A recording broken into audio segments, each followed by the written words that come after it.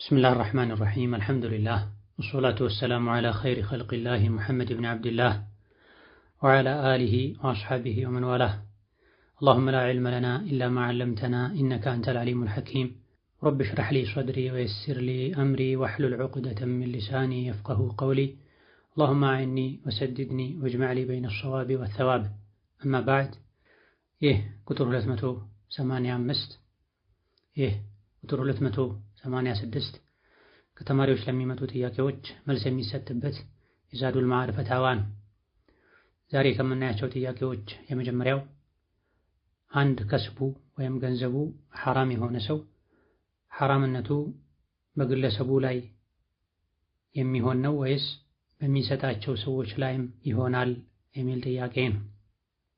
ሙስሊም ከስቡን ስራውን የገቢ ምንጩን እንዲያጠራ ኢስላም ያዛል። ያ አዩሃ ሩሱሉ ኩሉ ሚነ ጠይባቲ ወዕመሉ ሷሊሓ ብሏል አላህ ተባረከ ወተዓላ። መልእክተኞች ሐላልን ንጹህ ነገር እንዲመገቡ መልካም ሥራ እንዲሰሩ አዟል። መልእክተኞች እንዲሰሩት እንዲያደርጉት ያዘዘን ነገር ሁሉ አማኞችም የመልእክተኞች ተከታዮችም እንዲያደርጉ አዟል ነቢዩ ዓለይሂ ሰላቱ ወሰላም እንዳሉት። ስለዚህ ማንኛውም ሙስሊም ስራውን ማጥራት አለበት። አንድ ሰው ስራው ከስቡ ሐራም ከሆነ በስራው የሚጠየቀው በዋነኝነት እሱ ነው። እሱ ኃላፊነት ወስዶ ስራዬ ብሎ ሰርቶ ከሚያመጣው ገንዘብ ለሌላ ሰው ቢሰጥ ለመቀበል የሚገደዱበት ሁኔታ ካለ ቤተሰቦቹ፣ ልጆቹ፣ ሚስቱ ሌላ አማራጭ ከሌላቸው ከሱ ተቀብለው መጠቀም ይችላሉ።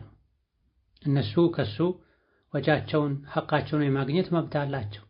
ለኛ ብለህ ሂድ ሰርቀህ አምጣ፣ ዘርፈህ አምጣ፣ ለኛ ብለህ ሂድ ሐራም ስራ ብለው መገፋፋት አይችሉም። ነገር ግን ስራዬ ብሎ ከሚሰራው ያገኘውን ገቢ ቤተሰቦቹ በሱ ስር የሚተዳደሩ ተቀብለው ቢበሉ የሚጠየቀው እሱ ነው። አማራጭ ካላቸው ግን መተው ይጠበቅባቸዋል፣ አልበላም ማለት ይጠበቅባቸዋል። በሱ ስር የሌሉ ወጪያቸውን መሸፈን ግዴታ የማይሆንበት ሰዎችም ቢሆን ጓደኞቹ፣ ራቅ ያሉ ቤተሰቦቹ ስራው ሐራም የሆነን ሰው ካንተ ምንም አንቀበልም ብለው እንዲያፍር ተጸጽቶ እንዲመለስ ማድረጉ በላጭ ነው። ከወረዕ ለዲን ከመጠንቀቅ አንፃር ስራው ሐራም የሆነ ሰው ስራው ከሐራም ጋር ንክክ ያለውን ሰው ገንዘብ መቀበል፣ ምግቡን መብላት ተገቢ አይደለም ለዲን ከመጠንቀቅ አንፃር። ወንጀሉን ግን በተመለከተ የከስቡን ሐራምነት የስራውን ሐራምነት በተመለከተ ሂድ ለኔ ብለህ ይሄን አድርግ ብሎ ወንጀል ላይ እስካልገፋፋ ድረስ አንድ ሰው ራሱ በሚሰራው ስራ ራሱ ነው የሚጠየቅበት። ከአንዳንድ ቀደምት የእስላም ሊቃውንት እንደተነገረው ወላጆቹ የገቢ ምንጫቸው ሐራም የሆነ አንድ ልጅ በቤተሰቦቹ ስር የሚኖር ወላጆቹን ከመምከር ጋር ከስባችሁን አጥሩ ከማለት ጋር ከመምከር ጋር በስራቸው ከማፈርና ከመሸማቀቅ ጋር ሌላ አማራጭ ከሌለው ህይወቱን ለማስቀጠል ያክል ሐራም ከሆነ ገቢ ከተገኘ ወላጆቹ ከሚጠየቁበት ምግብ ያን ያክል ሳይጠግብና ደስተኛ ሳይሆን መብላትና መቅመስ እንደሚችል ተነግሯል። ሌላኛው ጥያቄ የአይሱዙ ሾፌር ነኝ፣ ቀንና ማታም እሰራለሁ፣ ጫት አልቅምም። ሰው ግን ቃም ካልቃምክ ትደክማለህ ይሉኛል። ለስራ ተብሎ መቃም ይቻላልን? አይቻልም። ይሄ እውቀት የሌለው ወይም አላህን የማይፈራ የደፋር ሰው ምክር ነው። ማንኛውም ጤናን፣ ገንዘብን፣ አእምሮን፣ ዲንን የሚጎዳ ነገር በእስላም ክልክል ነው። ጫት ገንዘብ እንደሚጎዳ፣ ኢኮኖሚን እንደሚያቃውስ፣ ጤናን እንደሚጎዳ፣ ዲን ላይ እንደሚያሰንፍ በይፋ የሚታወቅ ነው። ከዚህም በመነሳት ጫት ሐራምና የተከለከለ ነው ማለት ይቻላል። በመሰረቱ ሐራም የሆነን ነገር ለስራ ተብሎ መጠቀም አይቻልም። እንዲህ ከተባለ ኸምር መጠጣትም ሌሎችም የተከለከሉ ነገሮች አስፈላጊ ናቸው ብሎ ሲያምን የሰው ልጅ የሸሪዓውን ሕግ እየጣሰ መጠቀም እንዲችል ዲኑ እንዲሸራረፍ በር መክፈት ይሆናል። ለማንኛውም ሰው ጫትን መጠቀም ክልክል ነው። ጉዳቱ ከፍተኛ ነው። ብዙ የሚቅሙ ሰዎች ጥቅም የሚሉትን ነው የሚያዩት። ጉዳቱ ተጋርዶባቸዋል፣ አይታያቸውም። የግድ ግለሰቦች በዲን የተከለከለን ነገር ለመከልከል ጉዳቱን ማወቅም የለባቸው። ጉዳቱን ካወቅኩኝ፣ ጉዳቱ ከታየኝ፣ የጉዳቱን ምልክት ካየሁኝ ነው መከለከለው አይባልም። ማንኛውም አላህና መልእክተኛው የከለከሉት አላህና መልእክተኛው የከለከሉት ነገር ውስጥ ሊካተት የሚችል ክልከላ የእስላም ሊቃውንት ዑለሞች የከለከሉት ነገር ሰዎች የክልክልነቱን ምክንያት ቢያውቁም ባያውቁም ጉዳት ስላለው ነው ተብሎ ሲከለከል ጉዳቱን በራሳቸው ቢያዩትም ቢያስተውሉትም ባያስተውሉትም በዲን ሐራም ነው ከተባለ መከልከል አለባቸው። ወላሁ ዓሊሙን ሐኪም። የዲን ህግጋት በሙሉ ጥበብ ላይ የተመሰረቱ ናቸው። ምክንያት አላቸው። ምክንያቱን ላናውቀውም እንችላለን። ዋነኛው ምክንያት አላህ ማዘዙ አላህ መከልከሉ ነው። የአላህን ህግጋት የሚያውቁ የሚያብራሩ ዑለሞች መከልከላቸው ነው።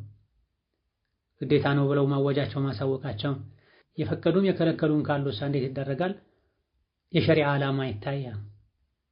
ወደ ንጹህ ተፈጥሮ ወደ ሰው ልጅ ደህንነት ጥቅም የቀረበው አስተያየት የቱን የሚለው ይታያል። ያለምንም ጥርጥር ጫት ለሰው ልጅ ጉዳት አለው። ከዚህ መታቀቡ ለሰው ልጅ ለዲኑም፣ ለዱንያውም፣ ለጤናውም፣ ለቤተሰቡም የተሻለና በላጭ ነው። ሌላኛው ጥያቄ ትምህርት ቤት ላይ መኮራረጅ ሐራም ነው ወይስ አይደለም? ሐራም ከሆነ በትምህርቱ ውጤት ስራ መስራት ሐራም ከስብ ይሆናል ወይ ቢያብራሩልኝ የሚል ጥያቄ። መኮረጅ ማስኮረጅ ሁለቱም ሐራም ነው። በመልካም ነገር ተባበሩ፣ ተጋገዙ። በወንጀል አላህን በማመጽ አትተባበሩ፣ አላህን ፍሩ የሚል የቁርአን አንቀጽ አለ። ያልተማረን፣ ያልለፋን፣ ያልደከመን፣ ያልተዘጋጀን ሰው ማስኮረጅ በወንጀል መተባበር ነው። ሰነፎችን ከጠንካራና ከጎበዝ ተማሪዎች እኩል ማድረግ ነው። ይሄም አይገባም። ሐዲስ ላይም ነብዩ አለይሂ ሰላቱ ወሰላም ምን ገሸ ፈለይሰ ሚና ብለዋል። ያታለለ ያጭበረበረ ከእኛ ከሙስሊሞች አይደለም ብለዋል። በርትተው አጥንተው ያልተማሩ በመኮረጅ በማታለል ሳያልፉ ያለፉ ተማሪዎች ናቸው ሀገርን የሚያወድሙት፣ የሰው ጤና ላይ የሚጫወቱት። ስለዚህ ከከባድ ወንጀሎች መሃል አንዱ ማታለል ነው። እንዲህ አይነት ነገር ያደረገ ሰው ከኛ አይደለም ከተባለ በነቢዩ ሐዲስ አለይሂ ሰላቱ ወሰላም እንዲህ አይነቱን ድርጊት የፈጸመ ሰው ከባድ ወንጀል ከባኢረ ዙኑብ ውስጥ የሚካተትን ጥፋት እንዳጠፋ ነውና የሚቆጠረው። መኮረጅም ማስኮረጅም ወንጀል ነው። ሌላኛው ጥያቄ ለሩቃ ጉዞ ያለ መሕረም መሄድ ይቻላል? ለጉዞስ አይን መክፈት ይቻላል? የሚል ጥያቄ ነው። ባሉበት አካባቢ ሩቃ ከሌለ ከሩቃ ውጪ በሽታውም ሌላ አማራጭ ከሌለው ማስወበርና በትዕግስት ማሳለፍ ካልተቻለ ضرورة ከሆነ ግዴታ ከሆነ ሩቃው ባሉበት አካባቢ ሩቃ ከሌለ አብሮ የሚጓዝም መሕረም ከሌለ በቂ ጥንቃቄ ከማድረግ ጋር በርካታ ፉቃሃዎች ከሐጅ ጋር በተያያዘ እንደሚሉት ጥሩ የሆኑ ጠንቃቃ የሆኑ ክብራቸው የሚጠብቁ ተጓዦችን ፈልጎ አብሮ መጓዝ ይቻላል። መቼ? ከሩቃው ውጪ አማራጭ ከሌለ ሩቃው በትክክለኛ መንገድ ተደርጎ መፍትሄ እንደሚሆን ከተገመተ መሄዱ ግዴታ ከሆነና አማራጭ ከሌለ መሄዱ ይቻላል። الضرورات تبيح المحظورات ተብሏል። አስገዳጅ ከባድ ነገሮች በመሰረቱ የተከለከሉ ነገሮችን በልክ የተፈቀዱ የሚያደርጉባቸው ሁኔታዎች አሉ። የሞተን ነገር መብላት፣ ያልታረደን የበከተን መብላት ሐራም ነው። ህይወቱን ለማስቀጠል የሰው ልጅ ትንሽ ሊቀምስ ይችላል። ኸምር መጠጣት ሐራም ነው። የጎረሰው ነገር አንቆት አልወጣ አልወርድ ያለው ሰው የጎረሰውን ለማውረድ ያክል ብቻ ሐራሙንም ቢሆን ኸምር መጎንጨት ይቻላል። ስለዚህ ضرورة የሆኑ ነገሮች بقدر الحاجة ወሰን ሳያልፉ አንዴ በሩን ስለከፈቱ ሁሌም በዚህ ነገር መዘናጋትን በማያስከትል መልኩ ማድረጉ ይቻላል። ለጉዞ አይንን መግለጥ ይቻላል የሚለውን በተመለከተ ሴት ልጅ ኒቃብ ስታደርግ አይኗንም ጭምር መሸፈን አለባት። መግለጡ ግዴታ ከሆነ በጭራሽ አይኗን ካልገለጠች መንገድ ማይታያት ከሆነ መንገድ ለማየት የሚያስችለውን ያክል በትንሹ በቀጭኑ መግለጥ ትችላለች። አይኖቿን ሳትዋብ መዋቢያ ሳትጠቀም ከአስፈላጊው በላይ ሳትገልጥ በላጩ ባለንበት ጊዜ እንደሚደረገው መንገድ ለማየት አይን ጋር ብቻ በስሱ ከስር የሚደረግ ጨርቅን መጠቀም ነው የሚሻለው። ሌላኛው ጥያቄ በትምህርት ዙሪያ ላይ ከሸሪዓ ጋር የሚጋጩ አርስቶች ጋር እንዴት አድርገን ማስተማር እንችላለን? ለምሳሌ የሰው ልጅ አፈጣጠር፣ ስለ መሬትና ስለ ፕላኔት ባሉት ጉዳዮች ላይ ከቻሉ ሙሐደራ ብትለቁልን ጥሩ ነበረ የሚል ጥያቄ ነው። እንደዚህ አይነት ችግሮችን ለመፍታት ከሸሪዓ ጋር የሚጋጭ ነገር ውስጥ ከመግባት ለመዳን ማንኛውም አስተማሪ ቀድሞ ለራሱ የዲን ህግጋትን ሊያውቅ ቢያንስ አቂዳን መሰረታዊ የፊቅህ ነጥቦችን መረዳት ይጠበቅበታል። በእውቀት ሁሉም ችግሮች ይፈታሉ። እዚህ ውስጥ ከተጠቀሱ ነገሮች አንዳንዶቹ ግልጽ ከሸሪዓ ጋር የሚጋጩ ናቸው። አንዳንዶቹ ሸሪዓም ላይ የፊቅህ ሊቃውንት ዘንድም የሐሳብ ልዩነት ያለባቸው ሊሆኑ ይችላሉ። ስለ መሬት የሚለው መሬት ዝርግ ናት ክብ ናት የሚለው ተፈልጎበት ከሆነ የሰው ልጅ አፈጣጠር የሰው ልጅ ከጦጣ ነው የመጣው ግልጽ የሆነ ስህተት ነው። የሰው ልጅ አባት የሆኑት አደም ከአፈር ከጭቃ ነው የተፈጠሩት። ከዛ ውጭ ያሉት ደግሞ ከአባትና ከእናት ከወንድና ከሴት የዘር ፈሳሽ ነው። አላህ በሚያውቀው መንገድ በጥበብ ማህፀን ውስጥ የሚቆየውን ያክል ጊዜ ቆይቶ የተለያዩ እርከኖችን አልፎ ነው የተፈጠረው። የተከበረውን የሰው ልጅ ከሐይዋን ከእንስሳት ነው የተገኘው ብሎ ማመን ማስተማር ኋላ ቀርነት ነው፣ ከሸሪዓም ጋር የሚጋጭ ነው። አላህ የሰውን ልጅ በምን መልኩ እንደፈጠረው ሱረቱ አልሙእሚኑን ላይ ሱረቱል ሐጅ ላይ ገልጿል። ሐዲስም ላይ ተጠቁሟል። መሬት ክብ ነው አይደለም የሚለው በፊቅህ ሊቃውንትም ዘንድ ወልአርض ባዕደ ዛሊከ ደሓሃ ወኢዘል አርዱ ሙደት ወዘተ ከሚሉ አንቀጾች በመነሳት መሬት ዝርግ ናት አይ ክብ ናት ያሉ ሊቃውንት አሉ። እነዚህና ሌሎችንም ለማወቅ ትክክለኛውን የሸሪዓን እይታ ማስቀመጥ የሚቻልበት አይነት መድረክ ላይ ከሆነ ትምህርት ቤት ላይ ከሆነ አቅም ያለው ሰው የሸሪዓውን ብይን እዛ ላይ ማስቀመጥ፣ ካልሆነ መጽሐፍትን ትክክለኛ መጽሐፍትን የዕልም ባለቤቶችን አማክሮ ይዞ ቀርቦ የሙእምንን ትክክለኛ የሙስሊምን ትክክለኛ አቋም እዛ ቦታ ላይ መግለጽ፣ ካልሆነና የትምህርት ቤቱ አስተዳደር አያያዝ የሚፈቅድ ከሆነ እንደዚህ አይነት ነጥቦች የሚብራሩበት ፕሬዝ ላይ እውቀት ያለውን ሰው ጋብዞ ማብራራት የሸሪዓ እውቀት ማነስ ያለባቸው አስተማሪዎች ኃላፊነት ስራ ሊሆን ይገባል። ይሄም ማድረግ ማይችሉበት ሁኔታ ላይ ሲኮን ደግሞ ይሄ ሳይንሱ የሚለው ነው፣ እንደ ሃይማኖት እንደ እምነት ይሄ ትክክል አይደለም፣ ትክክል ላይሆን ይችላል የሚሉ ቃላትን አስቀምጦ ማለፍ ግዴታ ይሆናል። በዘላቂነት ችግሩን ለመፍታት እያንዳንዱ አስተማሪ ራሱ ላይ የዲንን እውቀት መማር ግዴታ ሊያደርግ ራሱ ግንዛቤውን ሊያስተካክል ተማሪዎቹን እንደዚሁ ሊያንጽ ይገባል። ቀድሞ ራሱን በሸሪዓ እውቀት በማነጽ ከተቻለ ሙሐደራ ቢለቀቅ የሚለው ረጅም ጊዜ ጀምሮ የሚታሰብበት ከረጅም ጊዜ ጀምሮ እየታሰበበት ያለ ጉዳይ ነው። ለአስተማሪዎች ለጤና ባለሙያዎች ተከታታይ ምክሮች መሰጠት አለባቸው። ታስቧል። አላህ እንዲያገራ ዱዓ ማድረግ ነው። ኢንሻአላህ ተዓላ በአላህ ፈቃድ ይሳካል። ሌላኛው ጥያቄ ሂጃብ ስንለብስ ከጅልባባችን ላይ ቦርሳ ማድረግ ይቻላል ወይ? ኒቃብስ ስናደርግ አይናችንን መሸፈን ግዴታ ነው ወይ የሚል ጥያቄ ነው። ሂጃብ ሲለበስ ትልቁ አንዱ ዓላማ የሴት ልጅ ሙሉ የሰውነት ቅርጿ እንዳይታይ ማድረግ ነው ዓላማው። ጅልባብ የተደነገገው ለዚህ ነው። ከጅልባብ ላይ ጃኬት ካፖርት መደረብ፣ ጅልባብ ላይ ቦርሳ በማንጠልጠል የትከሻ ቅርጽ እንዲወጣ ማድረግ አግባብ አይደለም። ሁሉም ነገር ከጅልባብ ስር መደበቅ አለበት። በተለይ አንዳንድ ቦርሳዎች ጌጥ ናቸው፣ ቅንጦት ናቸው፣ ብልጭልጭ ያላቸው ናቸው። በትክክል ቦርሳ ፈልገው ይይዛሉ። በትክክል ቦርሳ አስፈልጓቸው ሳይሆን ፋሽን ሆኖ ጌጥ ሆኖ የሚጠቀሙ ሰዎች አሉና ሁሉም ነገር ከጅልባብ ስር መሆን አለበት። ጅልባብ ላይ ምንም ነገር መደረብ የለበትም። አይን መሸፈን አለበት ወይ? አዎ፣ በመሰረቱ አይን መሸፈን አለበት።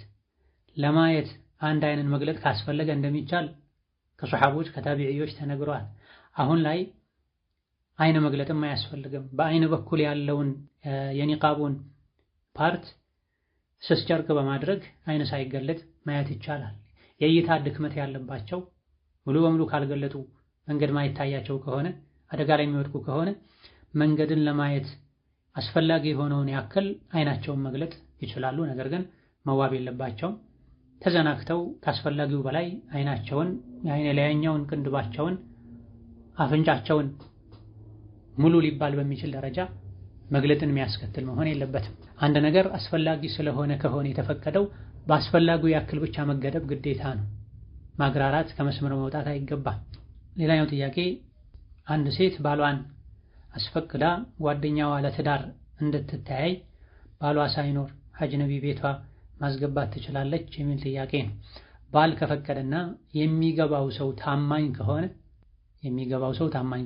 የምትመጣዋም ሴት ታማኝ ከሆነች በትክክል ለትዳር ከሆነ የተፈላለጉትና ሁሉም አላህ የሚፈሩ ከሆነ ችግር የለው። ማይቻለው ባል ሳይፈቅድ የሚመጣውም ሰው ታማኝ ባልሆነበት ሁኔታ ላይ ነው። ባል ሲመጣ የምትታየዋ ሴትና የምትታየዋ ሴት ጓደኛ ወይም የባለቤቱ ሚስት ካለች ሁሉም ታማኞች ከሆኑ የሚፈራ የሚጠረጠር ነገር ከሌለ ችግር የለውም። በላጩ ባል ቢኖር ወይም ከምትታየዋ ሴት ጋር ወንድሟ ወይም አጎቷ ወዘተ ቢኖሩ የበለጠው ደግሞ አባቷ ቢኖር የተሻለ ነው። ሌላኛው ጥያቄ አንዲት ሴት ሐይድ በሆነችበት ጊዜ ጥፍር ማጠንከሪያ ውሃ ከለር ጥፍር ቀለም ተቀብታ ከሐይድ ስትታጠብ አስለቅቃው ነበረ። ከዛ በኋላ ቆይታ ጥፍሯ ላይ ትንሽ ያለቀቀ አየች። እሱን አስለቅቃ ድጋሚ መታጠብና የሰገደችውን ሶላት መድገም ይጠበቅባታል የሚል ጥያቄ ነው። የተቀባችው ቀለም የሚጋገር ተፍቆ የሚነሳ የተለመደው ጥፍር ቀለም ከሆነ ቅርጽ ካለው ከመታጠብ በፊት ይሄን ሙሉ በሙሉ ማስወገዱ ግዴታ ነው። እንደ ሒና ያሉ ቀለም እንጂ ቅርጽ የሌላቸው ተፈቅፍቆ የሚነሳ ነገር የሌላቸው ከሆነ ችግር የለውም። ተፈቅፍቆ የሚነሳ የሚለቅ ቅርጽ ያለው አይነት ነገር ከሆነ ግን ገላን ከመታጠብ በፊት ውዱእ ከማድረግ በፊት ሙሉ በሙሉ ማስወገዱ ግዴታ ነው። ያስወገደች መስሏት ታጥባ ኋላ ላይ ያገኘች ሴት ሁኔታው ይታያል። ኋላ ላይ ድጋሚ ጥፍሯ ላይ እንደዚህ ነገር ያየች ሴት ድጋሚ ሁኔታው መታየት አለበት። የቅድሙ ሳይሆን ከታጠበች በኋላ ድንገት የቀለም ዕቃ ነካክታ ወዘተ ተለጥፎ ነው የሚል ግምት ካለ ይሄ ግምት ካመዘነ ድጋሚ ቦታውን ማጠቡ ግዴታ አይሆንባትም። የቅድሙ ነው ሳይለቅ ቀርቶ ነው የሚል ግምቷ ካመዘነ እርግጠኛ ከሆነች ግን ተመልሳ ገላዋን ብትታጠብ መልካም። ሙሉውን መታጠቡ ግን ግዴታ አይሆንም። ጥፍሩን አስለቅቃ ያለቀቀውን ጥፍር አስለቅቃ ያን ቦታ ብቻ በማጠብ ሶላቱን መድገም ነው ግዴታ የሚሆንባት። ትጥበቱንም ሙሉ ብትደግሞ መልካም ነው። ነገር ግን ትጥበት ላይ መዋላት ግዴታ አይደለም። ልክ እንደ ውዱእ አንዴ ከጀመሩ ሙሉን በአንዴ ማጠናቀቅ ግዴታ ነው አይባልም። ዋጅብ የሆነ ትጥበትን ለመታጠብ ግማሽ አካልን የሆነ ሰዓት ላይ የሆነ ቦታ ላይ ሌላውን የሆነ ቦታ ላይ የሆነ ሰዓት ላይ ማድረግ ይቻላል። ሴቶች ፀጉራቸውን ቀድመው ታጥበው የተወሰነ ቆይተው ፀጉራቸው ላይ የሚያደርጉት ነገር ካለ የሚጠቀሙት ነገር ካለ ተጠቅመው መቆየት ያለበትን ያክል ደቂቃ ከቆዩ በኋላ ገላቸውን ቢታጠቡ ወይም ከፊት ገላቸውን ታጥበው ፀጉራቸውን ቆይተው ቢታጠቡ ችግር የለውም ማለት ነው። ገላን ለመታጠብ መዋላት አከታትሎ በአንዴ መታጠቡ ግዴታ ስላልሆነ የሆነ ጊዜ ላይ ሌላ ሰውነቷን ከታጠበች ኋላ ላይ ግን ጥፍሯ እንዳልደረሰው እርግጠኛ ከሆነች ግዴታ የሚሆነው ጥፍሩ ላይ ውሃ እንዳይገባ የሚከለክለውን ነገር አስወግዶ ያን ውሃ ያልነካውን ቦታ ማጠቡ ብቻ ነው ግዴታ የሚሆነው። ሶላቱ ሲደገማል ወይ? አዎ መድገሙ ግዴታ ነው። ነጃሳና ረፈል ሐደስ ግዴታ የሆኑ ትጥበቶች ውዱእ የተለያዩ ናቸው። ልብሱ ላይ ነጃሳ ያየ ሰው በኋላ አጥቤው ሰግዳለሁ ብሎ ሳያጥበው ሰገደ። ከሰገደ በኋላ አስታወሰ፣ መድገም ግዴታ አይሆንበትም። ውዱእን ግዴታ ትጥበትን መሰል ነገሮችን ግን የረሳ ሰው እንደዛ አይደለም። ሁክሙ ብይኑ ይለያያልና ሶላቱን መድገሙ ግዴታ ይሆናል። ትጥበቱን ሙሉ ቢደገም መልካም፣ ካልሆነ ውሃ ያልነካውን ቦታ ብቻ ውሃ እንዲነካው አድርጎ አጥቦ ሶላቱን መድገም ነው ግዴታ የሚሆነው። ሌላኛው ጥያቄ ከባለቤቴ ጋር በትዳር 5 ዓመት ሆኖናል። 2 ልጆችም አሉን። ባለቤቴ መኝታ ላይ ችግር አለበት። እንዲታከም በነግረውም ችላ ብሎታል። ወደ መኝታ ሲጠራኝ ደስተኛ አልሆንም። ብዙ ጊዜ እምቢ እለዋለሁ። እሱ ችግር ያለበት እምቢ ስለምለው ወንጀለኛ እሆናለሁኝ። ፍች ብጠይቅስ ሐራም ይሆንብኛል። በዚህ የተነሳ ብዙ ጊዜ እንጣላለን የሚል ጥያቄ ነው። በመሰረቱ ሴት ልጅ ባሏ ወደ አልጋ ሲጠራት ፈጥና መልስ መስጠት አለባት። የተጣደ ነገር ይዛ እንኳ ቢሆን ምድጃ ላይ እንኳ ብትሆን ባሏን ፈጥና ታስተናግድ ተብሏል።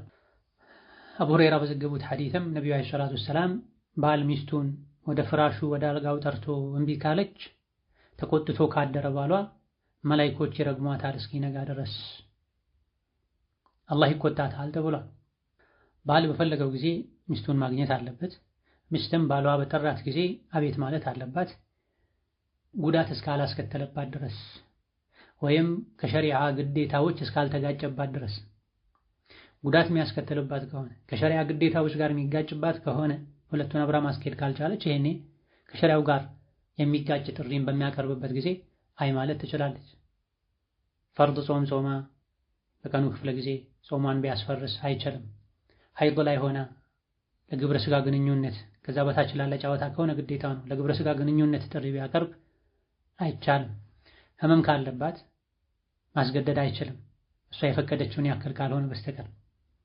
ወከዛሊክ ባልም የሚስቱን ስሜት መረዳትና ተፈጥሯዊ ፍላጎቷን ማሟላት ግዴታው ነው። ከትልልቅ ሚስት ባሏ ላይ ካሏት ሐቆች አንዱ የአልጋ ሐቅ ነው። ለዚህ ነው ሸይኹል ኢስላም ኢብኑ ተይሚያ ረሒመሁላህ ተዓላ ባል የሚስቱን የአልጋ ሐቅ ሊጠብቅ ይገባዋል፣ በተለመደው ልክ አስፈላጊ ነው በሚባለው ልክ። ከትልልቅ ሐቆቿ መሃል አንዱ ይህ ነው። ምናልባትም ከምግብና ከመጠጥም በላይ ብላ ወደ ሐራም እንዳትሄድ፣ ሌላ ወንድ እንዳታይ፣ ተፈጥሯዊ ፍላጎቷን ባል በሚችለው ያክል በተለመደው ማዕቁል በሆነው ልክ ባል የሚስቱን ሐቅ መጠበቅ አለበት። ይሄን እንዳያሟላ የሚከለክለው ነገር ካለ ችግሩን ማከም ማስወገድ የሱ ግዴታ ነው። ባል የሚስቱን የአልጋ ሐቅ መጠበቅ ልክ ምግብና መጠጥ እንደማቅረብ ግዴታው ነው። ይሄን ሐቅ እንዳይጠብቅ ሚስቱን ከሐራም እንድትርቅ፣ ወደ ሌላ ወንድ እንዳታይ፣ ሐራም እንዳታስብ ማድረግ በሚችልበት ልክ የባለቤቱን የአልጋ ሐቅ መጠበቅ ማይችልበት ምክንያት እሱ ጋር ካለ ይሄን ማስወገድም የሱ ሌላ ኃላፊነትና ግዴታው ነው። ስራ ከሌለው ስራ ፈጥሮ ቤተሰቡን መጦር አለበት፣ መፍትሄ መፍጠር አለበት እንደሚባለው ሁሉ የአልጋ ችግር ካለበትም የአልጋውን ችግር ማስወገድ የሱ ግዴታ ነው። መድኃኒት መውሰድ ካለበት ሁሉ መድኃኒት ወስዶ የራሱን ደካማ ጎን ችግሩን መቅረፍ አለበት ብሏል እና ኢማም አልቁርጡቢ ሌሎችም። ይሄን ለማድረግ እሱ ዝግጁ ካልሆነ ደግማ ደጋግማ ሐቋን ከጠየቀች ወይም ደግሞ ታክሞ ካልዳነ መጠበቅ ያለባትን ጊዜ ጠብቃ ችግሩ ማይቀረፍ ከሆነ ፍቺ መጠየቅ አዎን ትችላለች። መሰበሩ ግን በላጭ። ከቻለች ትዳር ዓላማው የአልጋ ቆይታ ብቻ አይደለም። 2 ልጆችን አላህ ሰጥቶኛል፣ በዚህ ምክንያት ከትዳር ተፈትቼ በዚህ ምክንያት ንካሄን አውርጄ ከዛ በኋላ የሚሆነውን አላውቅም፣ ያለ ባል ከመኖር በባል ስር ተሰትሬ መኖሬ የተሻለ ነው፣ ችግሩንም አላህ ወደፊት ሊፈታው ይችላል ብሎ መሰበሩ ዱዓ ማድረጉ በላጭ ይሆናል። እሱም ቢሆን ሳያውቅ የጤና ባለሙያ አማክሮ እሱም በማይጎዳ መልኩ ሴት ማድረግ የምችለው ሕክምና ካለ በመድኃኒት መልኩ የሚወሰድ ነገር ካለ የራሷን አካሄዱን መሄድ ትችላለች፣ ጉዳት ከሌለው አዋቂን አማክራ። ይህ ሁሉ ተደርጎ መፍትሄ ከሌለ እሷ ሌላ ተጨማሪ ልጆችን ፈልጋለሁኝ የአልጋ ሐቄም እንዲጠበቅ ፈልጋለሁኝ ካለች በዚህ ፍቺ መጠየቅ ይቻላል። ይቻላልና ይሻላል ሁለቱ ግን የተለያዩ ናቸው። በየጊዜው ወደ አልጋ ሲጠራ እምቢ ማለቱም ይቻላል ወይ? ጉዳት ካለው አሁን ይቻላል። የወንድም ይሁን የሴት የዘር ፈሳሽ ማውጣት ያለበት ሆኖ ተንቀሳቅሶ ሊወጣ ብሎ መልሶ አለመውጣቱ ጉዳት እንዳለው ተነግሯል። ሌላም የስነ ልቦና ጉዳትን ችግርን የሚያስከትል መሆኑ ከተረጋገጠ ግልጽ የሆነ ጉዳት ካስተዋለች ይህን ችግር አስወግድና የኔም ያንተም ሐቅ የሚጠበቅበት መሆን አለበት የአልጋ ቆይታችን በሚል ከሆነ አይ ማለቱ ወንጀል አይሆንም። ሌላኛው ጥያቄ በውዱ ሰዓት መሸፈን ያለበት የሰውነታችን ክፍል እስከምን ድረስ ነው?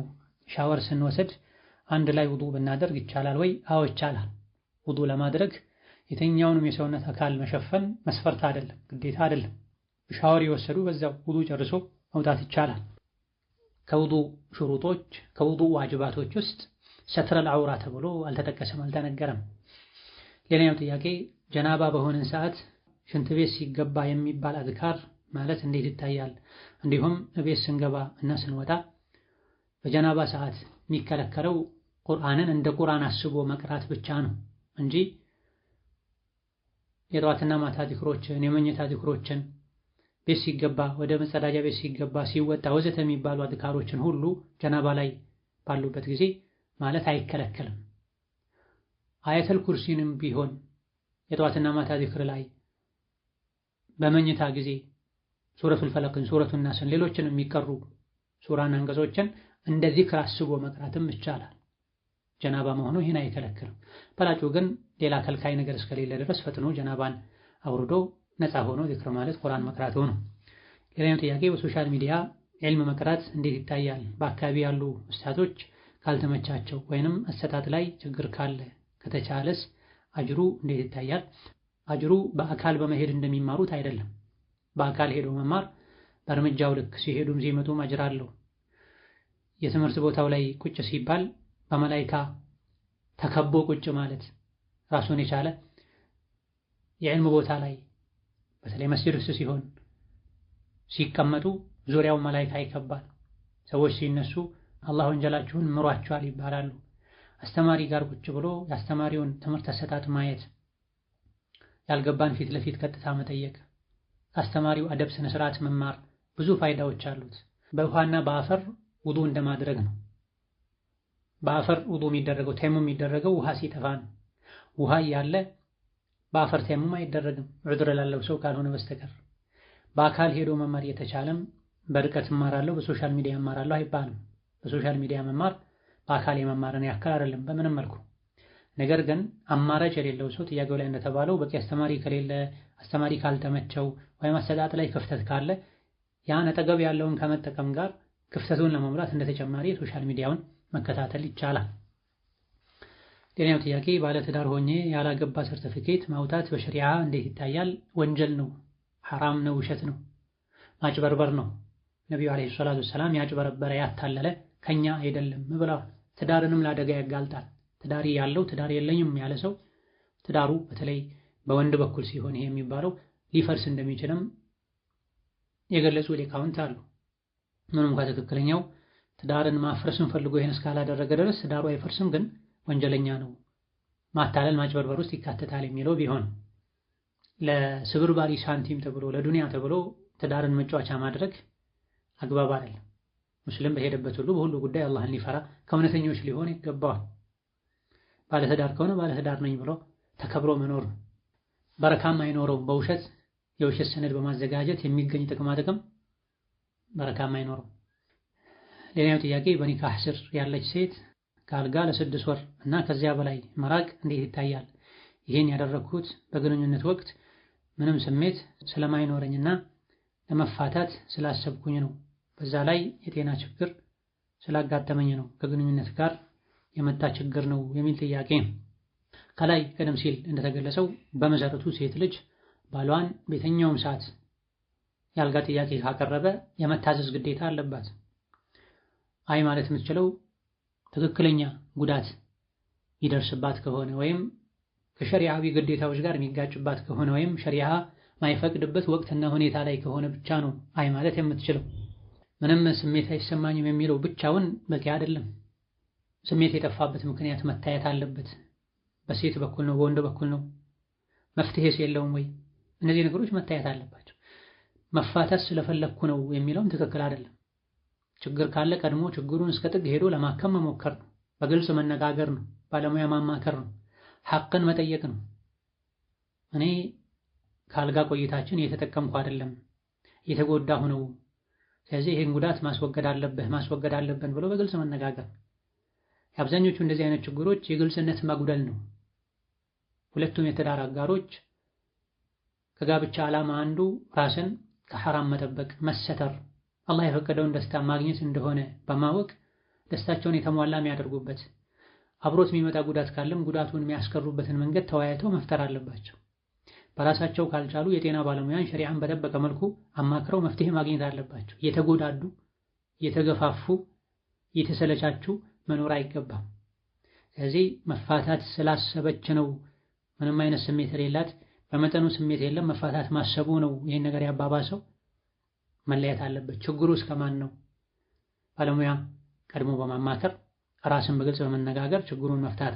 በምንም መልኩ ችግሩ ካልተፈታ የአልጋ ሐቅ ካልተጠበቀ ትክክለኛ ተጨባጭ ምክንያት ካለና ምክንያቱንም ችግሩንም አልቀርፍም ካለ ባል ይሄኔ ፍቺ መጠየቁ ችግር የለውም። የአልጋ ጥያቄ ያለመቀበሉም ወንጀል አይሆንም ከላይ እንደተብራራው። በዚህ ሁኔታ ላይ ችግሩ ተመርምሮ ታይቶ ምንም አይነት ስሜት ያለማግኘቱ ችግር የሚስት ከሆነ በዚህ ብቻ ፍቺ ከመጠየቅ ከመፈታት ይልቅ ባል አቅም እስካለው ድረስ ሌላ እንዲያገባ አድርጎ በሱ ስር ተሰትሮ መኖሩ የተሻለ ይሆናል። هذا والله تعالى أعلم። ለዛሬ በዚህ እናበቃለን። የተቀሩትን ሌላ ጊዜ እንመልሳለን። وبالله التوفيق. السلام عليكم ورحمة الله وبركاته.